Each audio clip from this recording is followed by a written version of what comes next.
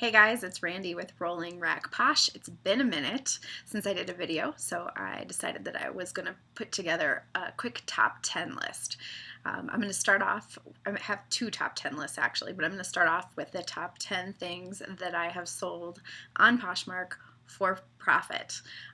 Starting with number 10, Frye was the brand, and it was a leather bag. So Frye is definitely on my lookout list. A lot of people think of Frye just for leather boots and cowboy boots and shoes, but their bags actually do really well. Anything that's an organic material that's full leather usually sells pretty well if you can get it or pick it up for a cheaper price.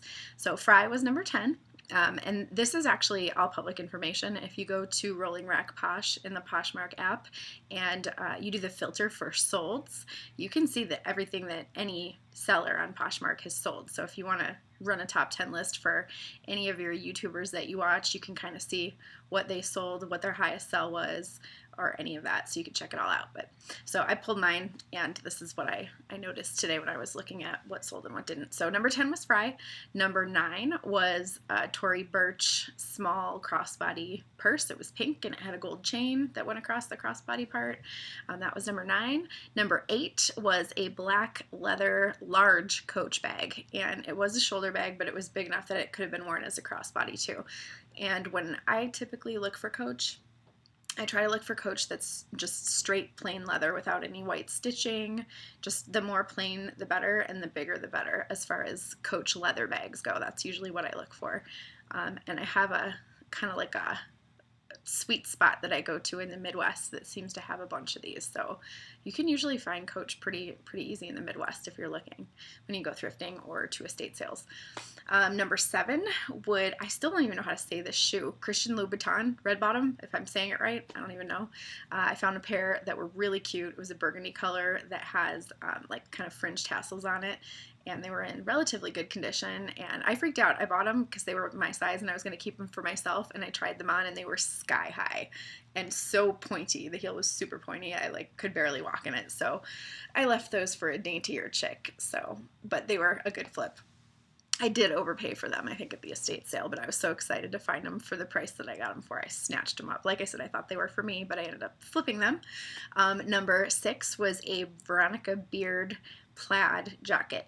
A lot of you guys know that I travel with Auto Show Circuit, and I actually get wardrobe from them every year, and they're cool enough to let us keep it, but a lot of the times the stuff isn't, it doesn't match your personal style, so sometimes I will sell the wardrobe on Poshmark. So auto show season kind of runs like a school year. It starts in the fall. That's usually when we get our new wardrobe, and it ends in about April. So typically we hold on to our uniforms till we get the next season's uniform. So the earliest you would see last season's wardrobe would probably be the fall after. So sometimes, though, they're still in season, so it just depends. But you can kind of keep your eyes out during those time periods. Number 6, we said, was the Veronica Beard plaid jacket. Number 5 was Eileen Fisher. It was an Italian yarn, big tan, loose knit, kind of cowl neck sweater that I picked up at an estate sale. That was a great flip. And I think you have to pay attention to the style, because not everything that I picked up that was Eileen Fisher sold for a high dollar amount. Some things do, some things don't. It just depends on what you're selling.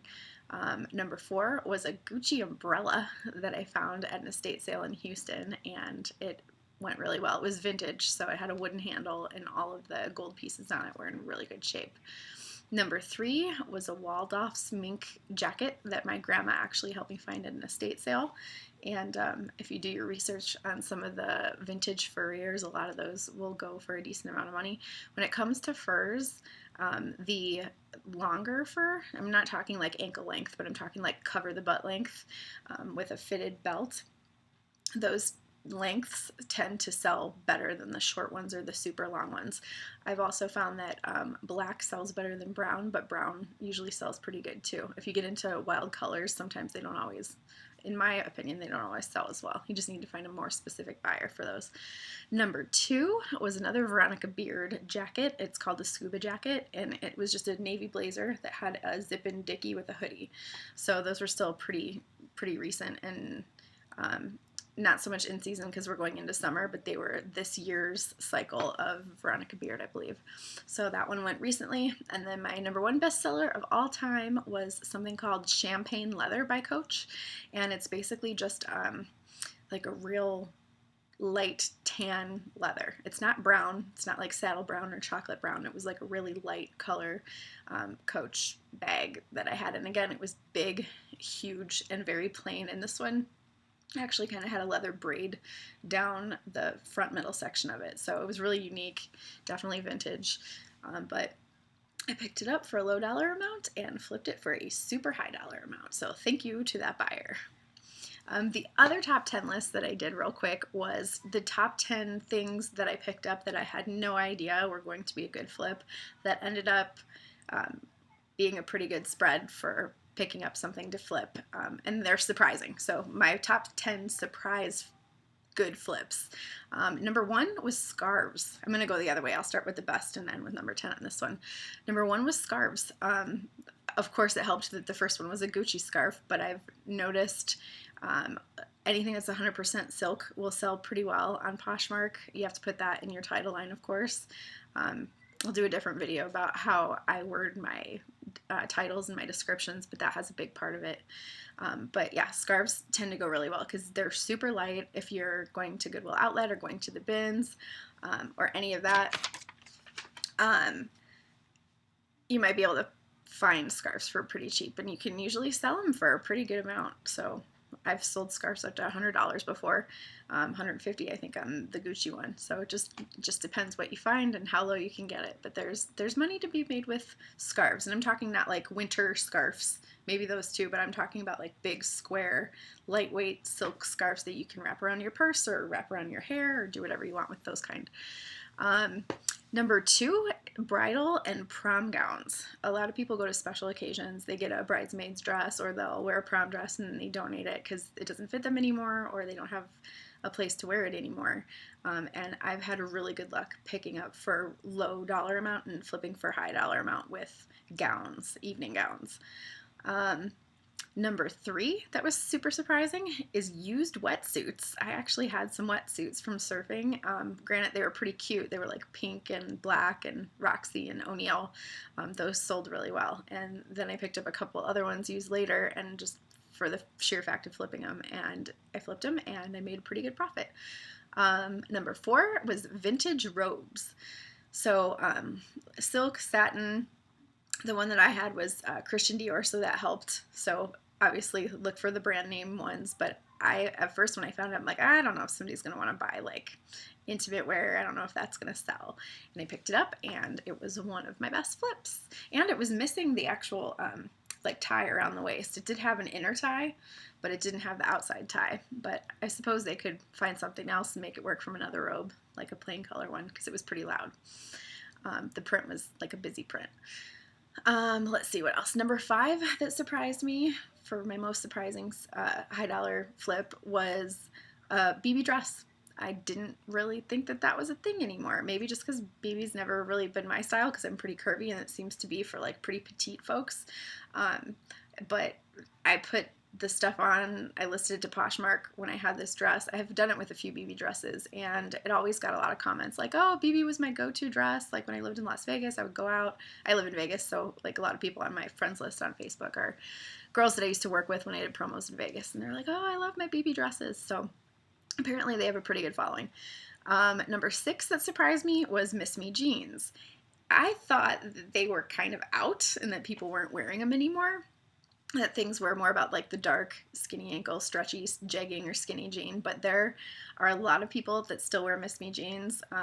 It's a bummer that rodeo's not going on right now because of all this quarantine stuff and shelter in place, but a lot of the rodeo crew, for competitions and for their shows, they still order those. Down in Texas, they're huge. Everybody's wearing sparkles and cowboy boots, and like in the South, they're still pretty big, and I sell a lot of them. And they are cute jeans still, and they're flattering cut, so makes sense. If you're gonna dabble in the jeans, the bigger the jean size, the better. So anything like 28 plus waist size usually sells for a little bit more. I've sold some other stuff that are like 26, 25, and they'll still sell, but I usually can't pull as much money for the bigger sizes. They say the average size in America for a female is a size 10, so just keep that in mind when you're looking for sizes. And then let's see, Nike surprised me. I've always been a huge Adidas fan, and my Nike stuff usually sells really well, so that was kind of surprising to me.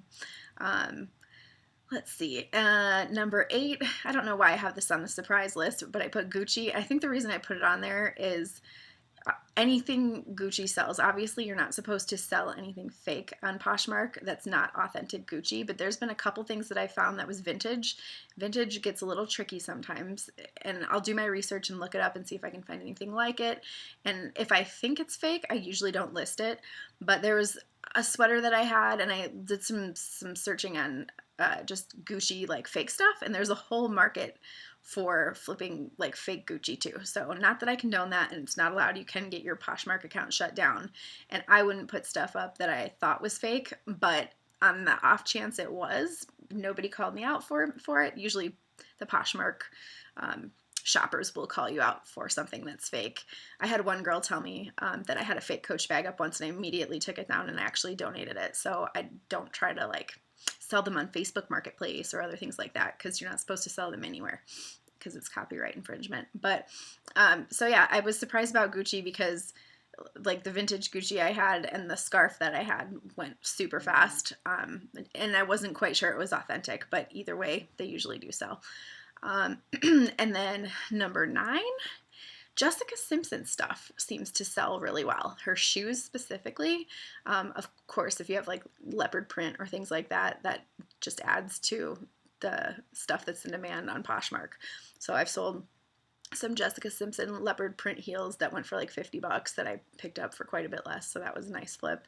And she just has cute stuff. So, and it's kind of a mall brand, but it's not quite as common. You don't see it everywhere. And usually she designs for size inclusive stuff, so all body types, and she herself was kind of curvy for a while, so her stuff's really cute. I think she'd kind of maybe pick some styles with that in mind for her line. And then the number 10 thing that surprised me the most out of anything, I was shopping, thrifting, and I found what I thought were some really, really cool vintage Hawaiian photographs or prints. They were black and white, and they were framed, and there was a set. And one of them was like, I don't know how to explain it. It sounds weird when I say it was like a little hula girl, like a little girl that was doing hula, but it was black and white and really old, and it looked really cute.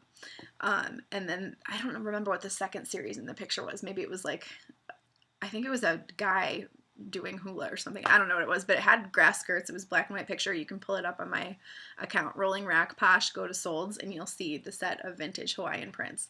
And those sold for a pretty decent amount too, and I picked them up for relatively inexpensive, but it looked like they were from, I did my research on the brand, and it looked like they were from a pretty prestigious gallery in Hawaii, maybe back in the 50s or 60s. So they might have been actually worth more than I sold them for. So somebody probably came out with a good deal there. So those are my 2 top 10 lists. So if you guys have questions, you agree, disagree, go ahead and comment down below. If you are not subscribed to RollingRackPosh YouTube, I am trying to get 100 subscribers so I can get my own personal domain over here on YouTube, because right now when I try to share my YouTube link, it's like a mile long. So if you could subscribe, that would be greatly appreciated. Otherwise, I will see you over in Poshmark and eBay. RollingRackPosh is my handle. Thanks so much, guys. Talk to you next time.